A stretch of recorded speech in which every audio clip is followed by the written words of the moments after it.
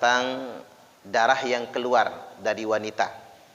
Walaupun ada yang terloncat, ini nanti tetap tidak akan ada yang terloncat, tetap akan kita bahas semua.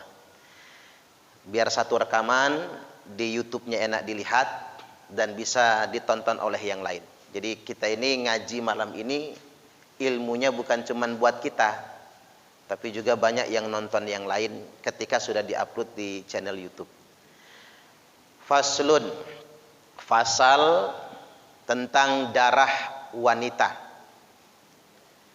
Justru memang yang harus belajar begini nomor satu itu suami. Karena kalau istri yang ditanya duluan suami.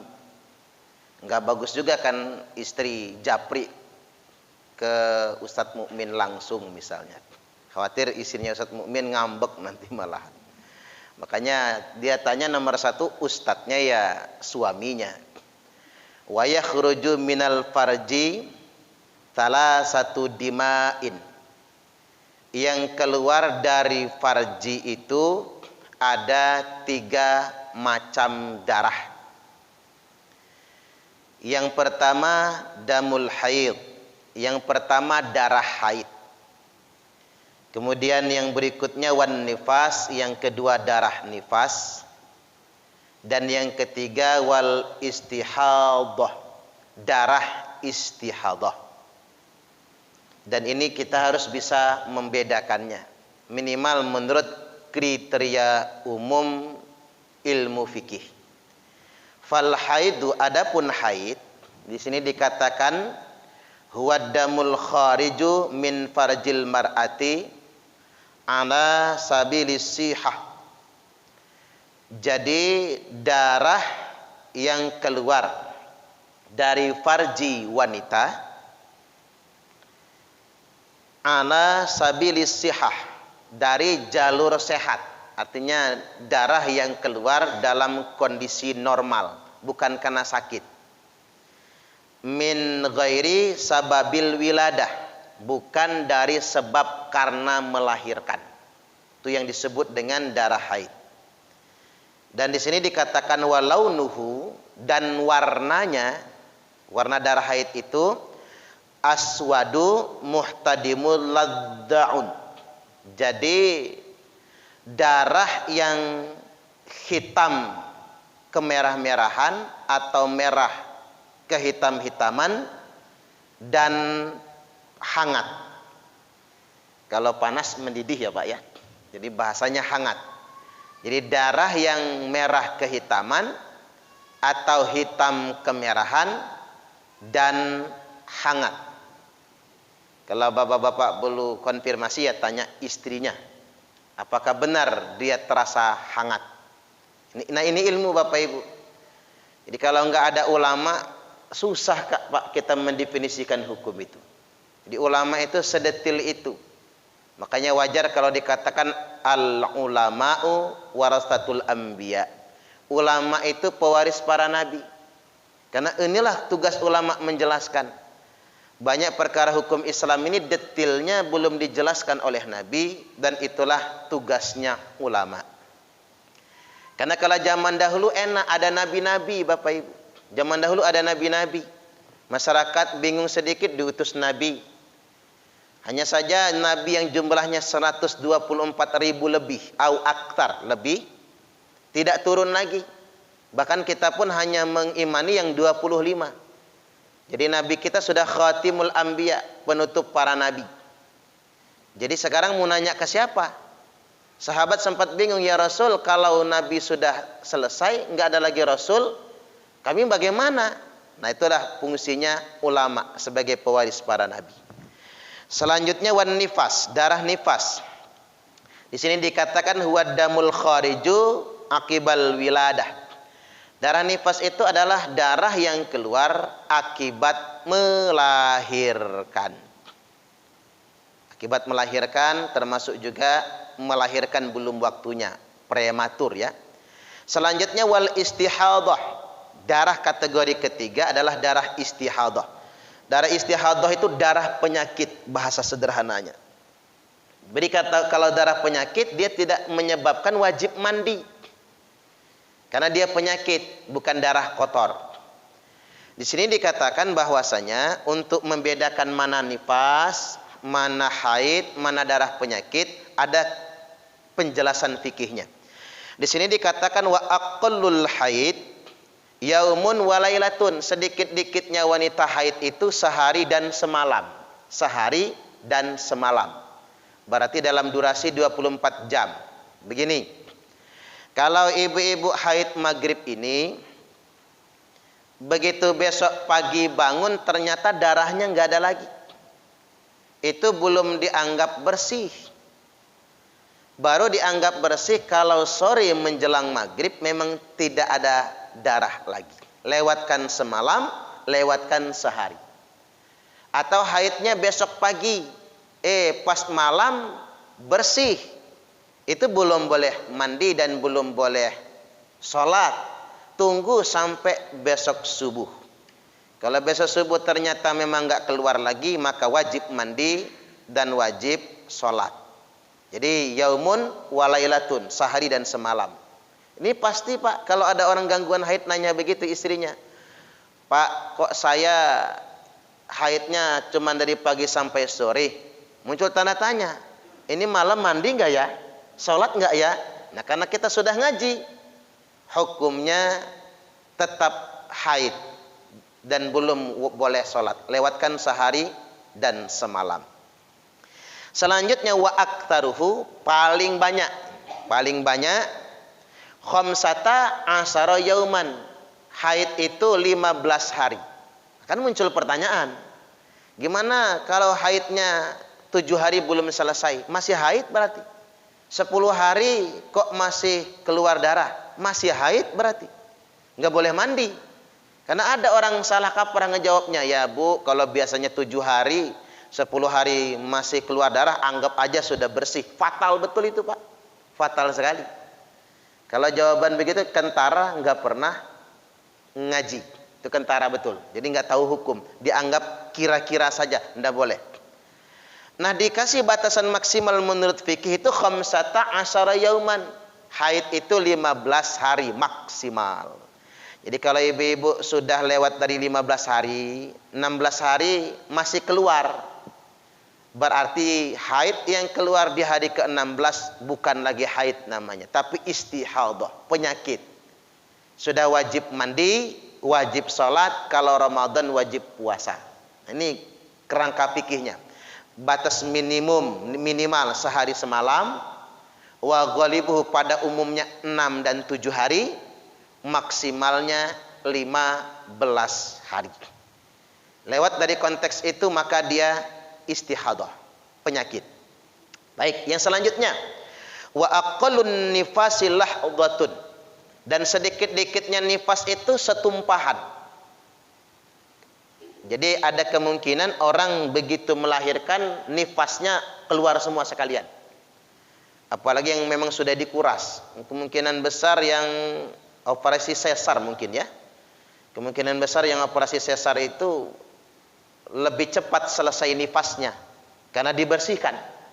Sudah dibersihkan lebih awal. Jadi nifasnya lebih cepat selesainya. Wa aktaruhu, dan maksimalnya paling banyaknya orang nifas itu situna yauman, 60 hari. Itu paling banyak. Makanya kalau ada yang nanya, Ustaz, 15 hari nifas enggak keluar lagi, apa wajib mandi? Ya, wajib mandi. Apa wajib sholat? Wajib. Boleh enggak berhubungan suami istri? Boleh. Karena nifas sudah selesai. Walaupun cuman 15 hari. Tapi kalau lebih ya harus ditahan. Jangan kayak kejadian di Waikanan, istri masih nifas dipaksa.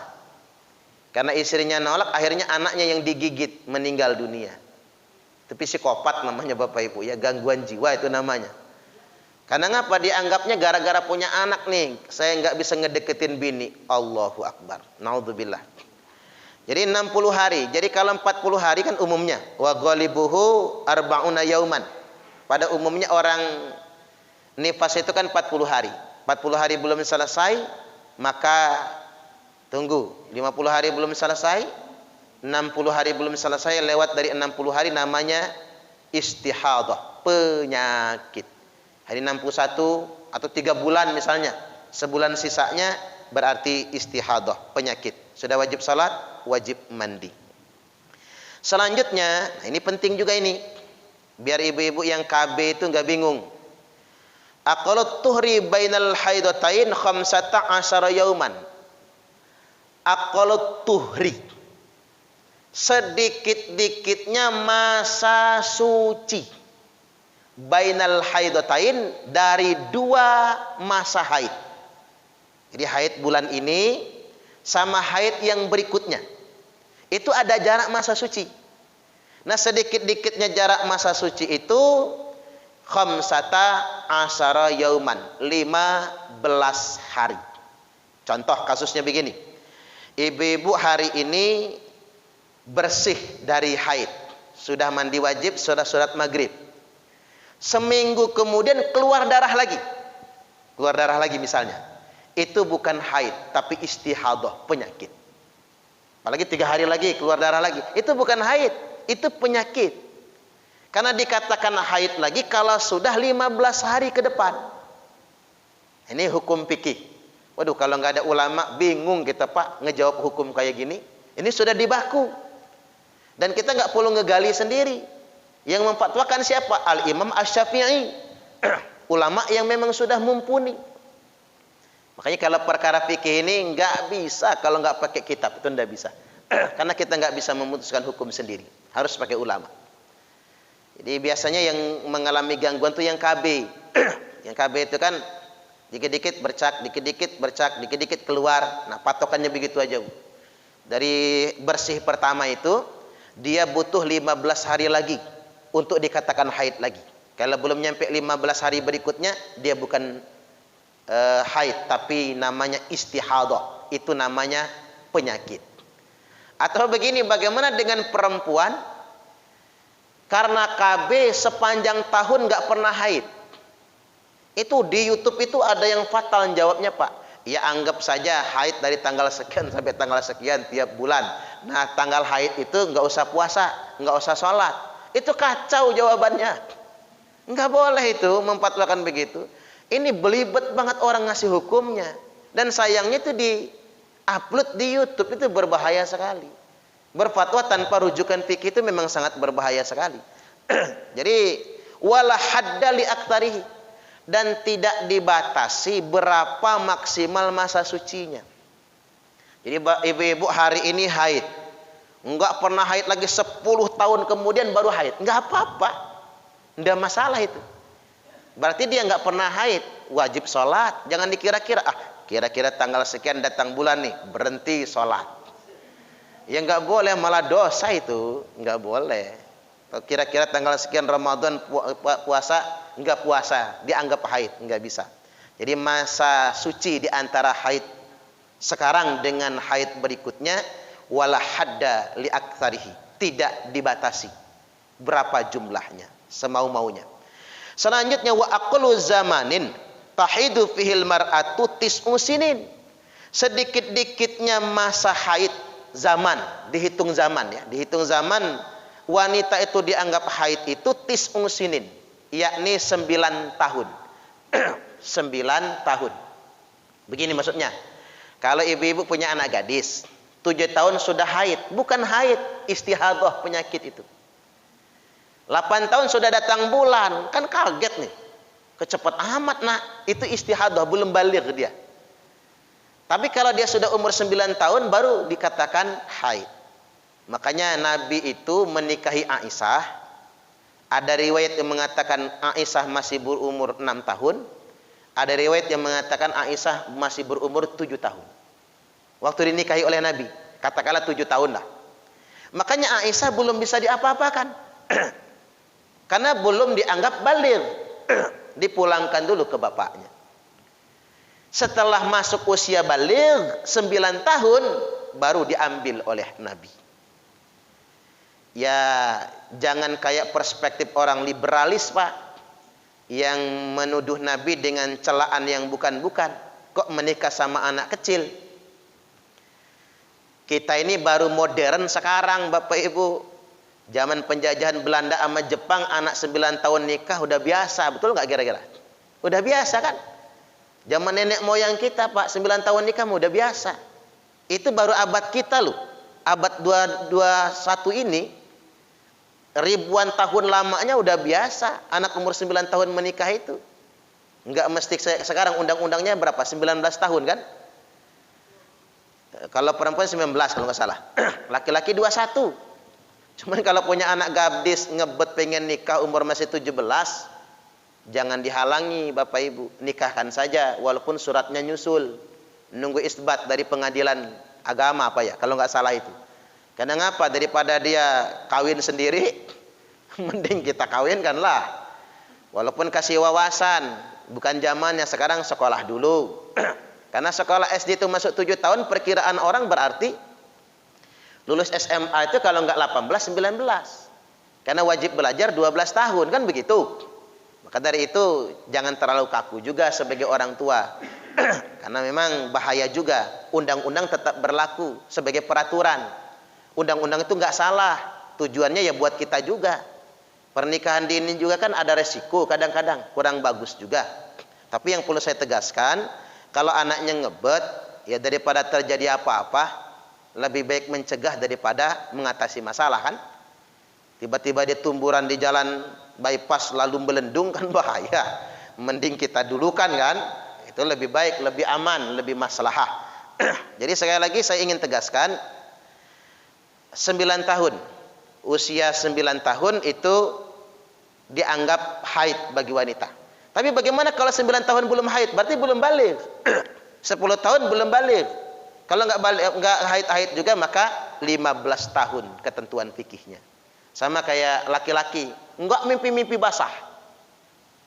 Tanya umur kamu berapa? 17 tahun. Ah, kamu aja yang parah. 17 tahun. Sudah balik 17 tahun walaupun nggak mimpi basah gitu. Karena faktor mimpi basah ini juga faktor tontonan sih Pak. Faktor pergaulan. Saya masih ingat, nggak apa-apa ya dibuka ya. Saya masih ingat, saya itu baru mimpi basah kelas 1 SMA. Udah berapa tahun tuh umurnya? Terlambat.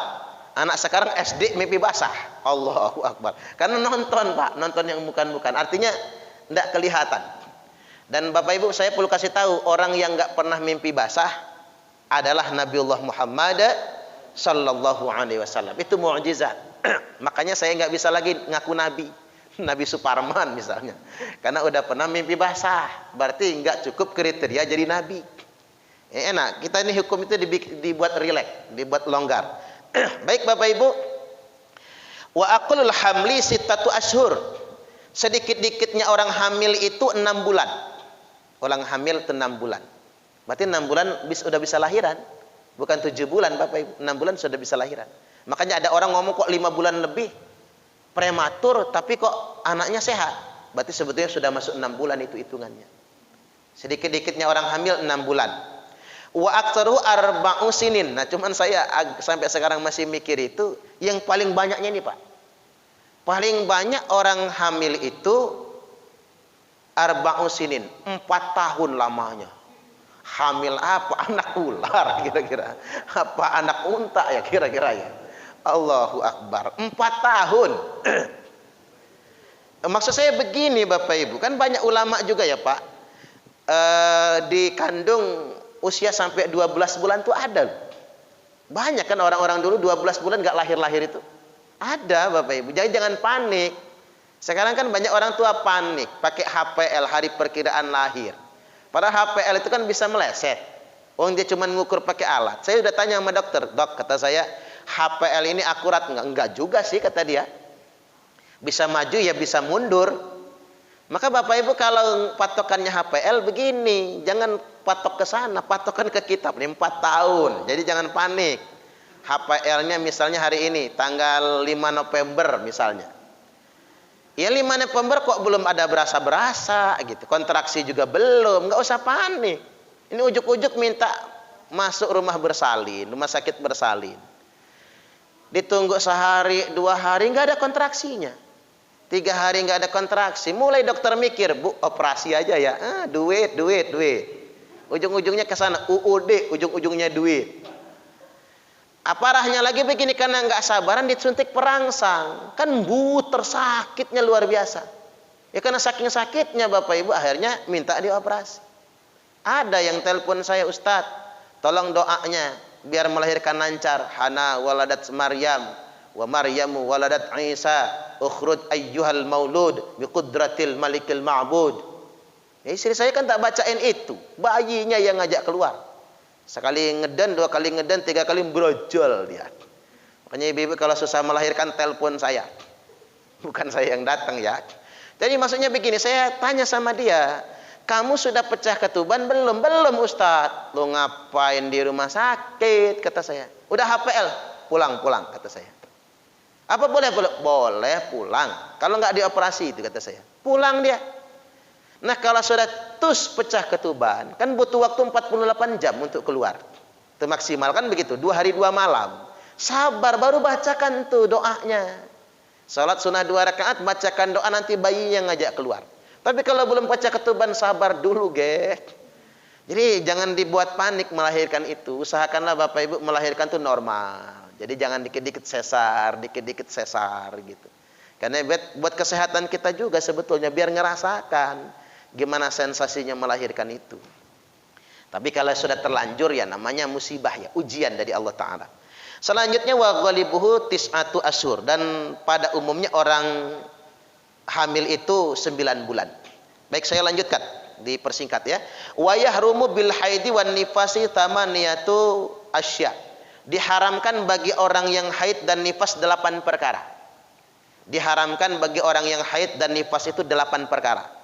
Jadi kalau ibu-ibu lagi nifas dan lagi haid, ingat 8 perkara ini enggak boleh dilakukan.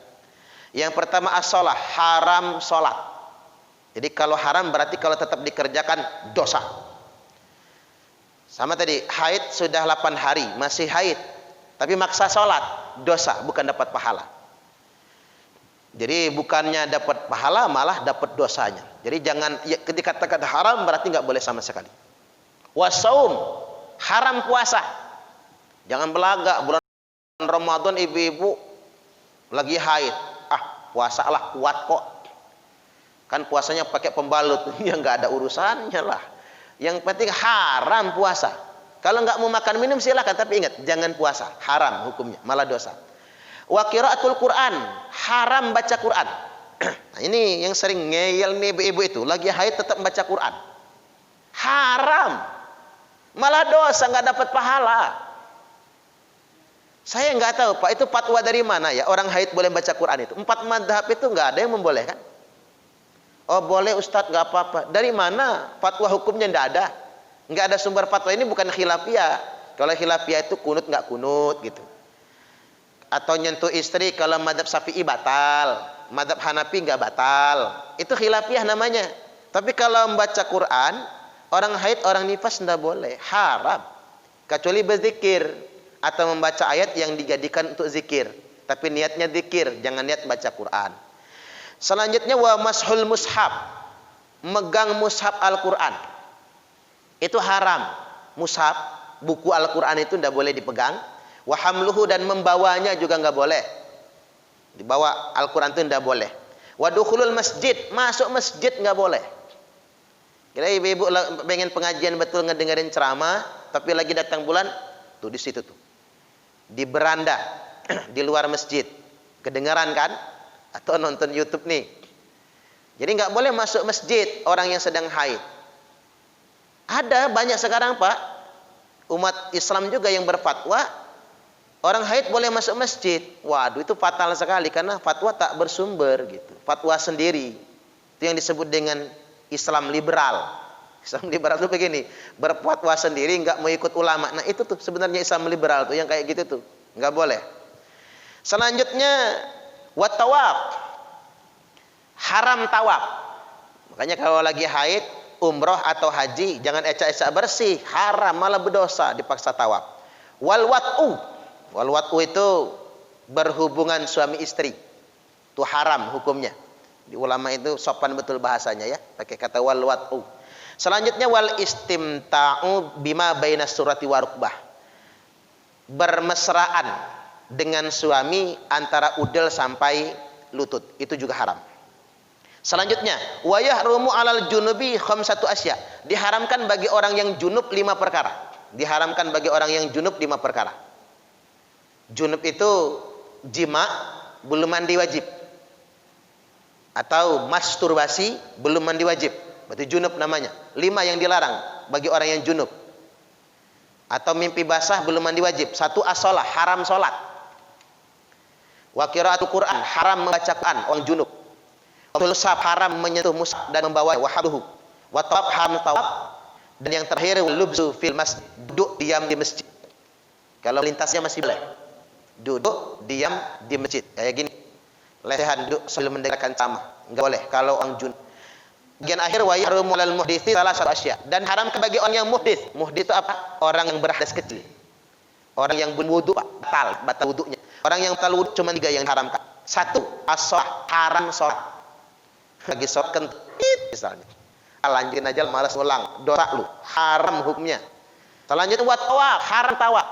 Kalau lagi tawaf batal, kelar dari tawaf. Wudu, lanjutkan tawafnya. Kalau sa'i boleh. Sa'i itu kadang juga susah kan buang angin lagi sa'i itu. Karena mas'a, lokasi sa'i dingin banget. AC-nya itu bingung saya AC-nya. Depan, belakang, samping, bawah AC semua. Jadi kalau ke AP itu siap-siap Bapak Ibu, karena saking dinginnya. Saya bayang sekarang, Masjidil Haram itu kan kosong, enggak punya isi ya. Terus dingin kayak gitu, terus mungkin ini gulung kali ya. Alangkah dinginnya Masjidil Haram itu. Allahu Akbar. Sebegitu banyak orang tumpuk satu aja, dinginnya masih kayak gitu. Ya mungkin kurang AC kali ya. Karena dia di sana kan semua atas samping kiri nanti menyemprot AC semua. Jadi haram tawaf kecuali sa'i diperbolehkan.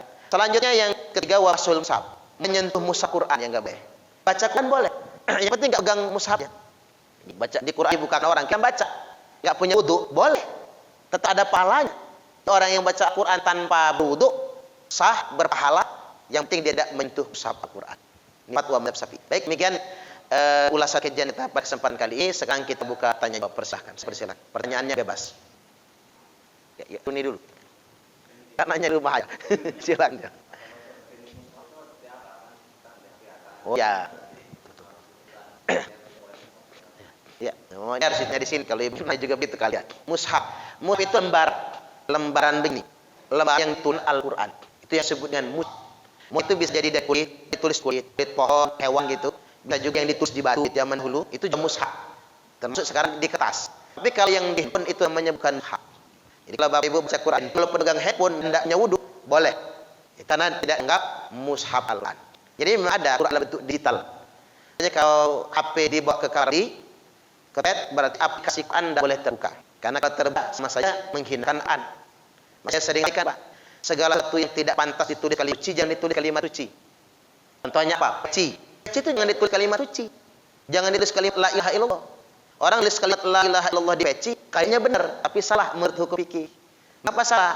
Karena peci itu nanti khawatir di tempat yang bukan tempatnya. Termasuk masuk kamar mandi. Kencing lagi. Ya lupa di sini tulis kalimat tauhid. Kenapa Nabi di mamanya tidak ditulis kalimat tauhid? Karena akan dibawa ke kamar mandi. Baju jangan ditulis kalimat suci. Baju ini biarkan gini aja. Jangan tulis kalimat la ilaha illallah. Karena kalau dicuci, kemudian malah nyuci bukan diginiin injek-injeknya. Itu kalimat suci. Termasuk saya rekomendasi kalau pakai kalung emas, pakai liantin, jangan pakai nama Allah. Karena ibu bakal masuk WC kan.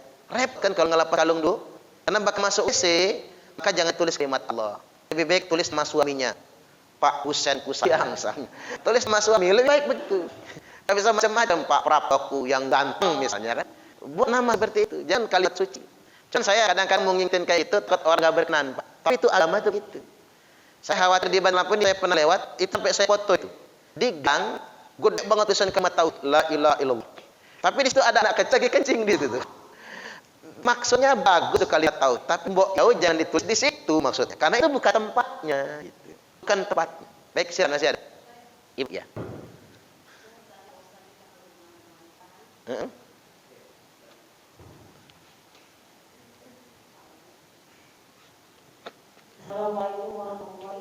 Waalaikumsalam warahmatullahi wabarakatuh.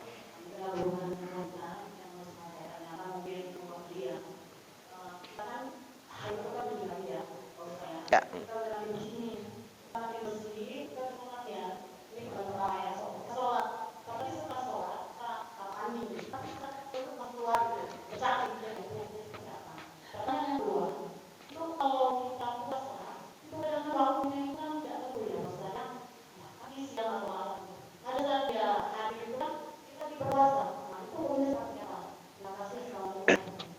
Assalamualaikum warahmatullahi wabarakatuh. Ya, sedang haid lalu suci, kemudian mandi, lantas kemudian diyakini sudah suci, sudah nggak keluar darah, lalu mandi, habis mandi sholat. Habis sholat ke kamar mandi misalnya mau buang air kecil, kok masih keluar darah. Berarti status hukumnya masih dalam kondisi haid. Tapi sholatnya nggak dosa karena ketidaktahuan. Di sholatnya nggak dosa, tapi sholat berikutnya jangan kerjakan sampai dipastikan benar-benar sudah suci. Nah, ketika besoknya dipastikan sudah suci, tetap mandi wajib lagi. Jadi jangan dianggap akan kemarin mandi wajib. Nggak usah mandi wajib lagi, jangan, tetap wajib mandi setelah itu. Selanjutnya, ketika sedang berpuasa datang haid, maka batal puasanya. Jadi dapat pahala, tapi wajib qada kalau udah Ramadan ya. Jadi pahalanya apa? Sempurna malah pahalanya. Misalnya ibu puasa tuh, pas sore datang haidnya, jam 7 pagi datang bulan, hari itu udah dapat pahala puasa. Kalau Ramadan tapi wajib qada saja. Kalau puasa sunnah misalnya hari Kamis puasa, sudah sahur kita kan sudah niat puasa, jam 10 pagi datang bulan, ya udah makan ya. Hari itu sudah mendapatkan pahala puasa yang sempurna. Allahu Akbar. Enggak perlu diganti kalau puasa sunnah. Yang perlu qada hanya puasa wajib aja. Itu fadilahnya. Walaupun ibu tetap puasa jangan kecewa ketika sudah datang bulan, karena pahalanya enggak hilang. Walaupun wajib qada. Pahala itu ibarat orang kerja bayaran.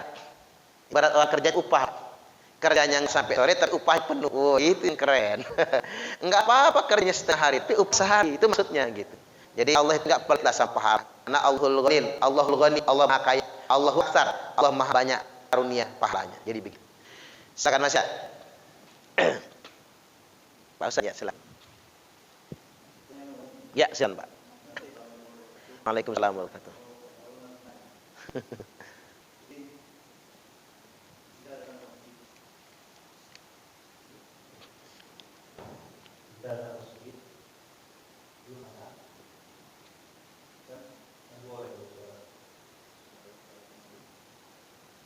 Terus kalau misalnya ada apa langsung kuliah apa harus nanti dulu kayak jelasan kan yang mana kita bisa berubah begini dan lagi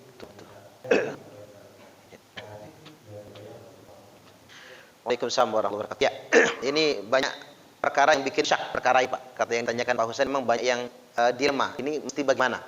Jadi kalau kita masuk ke masjid secara mutlak, secara umum disunahkan salat tahiyatul masjid. Disunahkan salat tahiyatul masjid. Bahkan sebagian ulama berpendapat bahkan di waktu tahrim sekalipun. Waktu yang dilarang salat sekalipun ke masuk masjid tetap disunahkan tahiyatul masjid. Tanya kita masuk masjid itu belum maghrib. Berarti kan pada asar kan. Waktu yang dilarang untuk salat sunnah. Tapi kalau untuk tahiyatul masjid diperbolehkan. Ini pendapat jumhur ulama, mayoritas ulama gitu.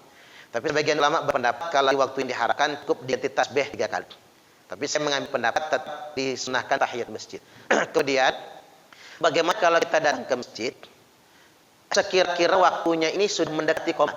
Nah, kan gitu. Sudah adzan mendekati qomat. Apakah kita memilih tahiyatul masjid atau memilih salat qobliyah rawatibnya, salat sunnah rawatib qobliyahnya? Jawabnya begini. 1, kita boleh memilih langsung sholat sunnah qobliyah. Karena orang yang sudah mengerjakan sholat sunnah qobliyah dianggap sudah mengerjakan tahiyat masjid. Nah begitu dudukan Bapak Ibu. Dia yang dilarang itu masuk masjid langsung duduk, itu yang dilarang. Jadi sholat sunnah 2 rakaat. Jadi kalaupun orang sholat qobliyah maghrib, qobliyah isya, qobliyah zuhur, dan dia tidak sempat sholat tahiyatul masjid, qobliyahnya dianggap sholat tahiyatul masjid juga. 1 ya. Keterangan yang kedua menyatakan pilih salah satunya. Boleh tahiyatul masjidnya saja, boleh qobliyahnya saja. Ada dapat ketigamahan. Apa itu? Gabungkan niatnya. Salat tahiyatul masjid plus langsung salat qobliyah. Boleh. Jadi pahalanya double. Tahiyat masjidnya dia dapat, qobliyahnya juga dapat. Dapat yang umum misalnya di Madzhab Syafi'i dari Syekh Nawawi Al-Jawi Al-Batani misalnya dalam kitab Niyatul Zain, orang yang masuk masjid mengerjakan qobliyah maka sama saja dianggap sudah tahiyatul masjid. Begitu. Simpelnya semikian Pak. Ya pada intinya begini, kita itu dilarang masuk masjid langsung duduk. Intinya begitu. Sampai Nabi sedang sholat Jumat, iddakhala rajulun wan Nabi sallallahu alaihi wasallam yakhutub, masuk seorang laki-laki ke masjid sedangkan Nabi sedang berkhutbah, laki-laki langsung duduk. Lalu Nabi bertanya, "Asalaita, kamu sudah sholat belum?" "Belum ya Rasul." "Qum fasholli rak'atain." Salat berdiri kata Nabi 2 rakaat. Maka lagi khutbah pun Nabi memerintahkan sahabat enggak boleh langsung duduk. Dia harus salat sunnah dulu 2 rakaat. Kecuali kalau sudah khutbah yang kedua, sudah mau doa, ya udah mau qomat soalnya. Apain lagi tadi kok terlambat ke masjid? Begitu. Ya, silakan lagi, Pak. Jadi kalau kita selesai sholat isya, kemudian kita sholat tahiyat, jadi kita langsung video. Itu gimana? Bertanya atau gimana? Ya. Karena yang namanya kita tahu apa kita masih buat sholat video. Betul, betul. Ya. Kalau misalnya kita ulang di pagi berarti kita sholat sholat itu karena saya baca di kita kita belum sholat. Belum juga malam. Ya. Jadi di madzhab dikatakan la talasun ba'dal isya'i yutiu bi wahidat minhunna. Jadi 3 rakaat setelah isya dengan 1 rakaat witir pengganjil itu hukumnya sunnah muakkad, sunnah yang sangat ditekankan. Jadi gini, kalau Bapak Ibu mengerjakan witir habis isya, jadi kita sholat isya ba'di isya 2 rakaat, itu boleh witirnya cuma 1 rakaat. Jadi ini habis sholat isya ba'diyah kita 2 rakaat. Habis ba'diyah 2 rakaat itu langsung berdiri sholat lagi 1 rakaat witir, itu boleh. Buka salam dulu nih. Sholat ba'diyah 2 rakaat, salam, lalu kita berdiri lagi untuk sholat 1 rakaat saja witir, boleh. Asal ditemen sama sholat genap dulu. Teman dulu dengan sholat genapnya, rakaatnya. Ya, langsung nyambung. Tapi kalau kita nggak langsung nyambung, nggak pakai ba'diyah, buka sholat ba'diyah sebelum tidur, kita tidur jam berapa? Jam 10, jam 11 umpamanya. Lalu kita ingin tidur sebelum tidur, nggak boleh 1, nggak boleh. Makruh hukumnya. Harus dibuat 3 rakaat. Di 2 dulu kemudian 1. Harus nggak boleh cuma 1. Harus ada sholat genap yang mendahulunya. Jadi mestinya 3. Jadi 2 dan 1 kalau sebelum tidur. Kemudian berikutnya witir itu boleh dikerjakan di awalil lail, di awal malam. Ini sebagian besar sahabat mengerjakan witir di awal malam karena dipersilakan. Kalau kalian takut enggak kebangun kata Nabi, witirnya awal malam. Tetapi witir juga bisa dikerjakan di akhir malam. Itu yang sering dikerjakan oleh Nabi. Dan sholat witir itu bukan sholat penutupan bahasa benarnya, tapi sholat pengganjil. Karena kalau sholat penutupan habis witir enggak boleh sholat lagi. Karena sudah ditutup. Tapi sholat witir adalah sholat pengganjil. Man autara fi awalil barang siapa yang sudah berwitir di awal malam, wa ada aitan nafal lalu dia pengen nambah lagi, tanafal, pengen sholat sunnah pas bangun dia, tahajud sebagainya, tanafal silakan sholat sunnah. Wala yu'idul watr, tapi jangan mengulangi sholat witir. Karena la witrani fi lailatin, tidak ada 2 kali witir dalam satu malam. Jadi kalau sudah witir habis isya, nanti pas tahajud aja, tapi jangan mengerjakan sholat witir lagi. Baik, saya tidak bisa di sini karena ada jadwal maulid, saya langsung berpamitan. Untuk pertanyaan salah disiapkan untuk pertemuan yang akan datang. Kalau bisa ditulis atau dimasukkan ke WA, di japri ke saya atau dikirim ke Ustaz Mukmin, nanti dikirim ke saya. Jadi pengaji bisa langsung buka pertanyaan. Baik, demikian subhanakallahumma wa bihamdika asyhadu an la ilaha illa anta astaghfiruka wa atubu ilaik. Wallahul muwaffiq ila aqwamit thoriq. Wassalamualaikum warahmatullahi wabarakatuh.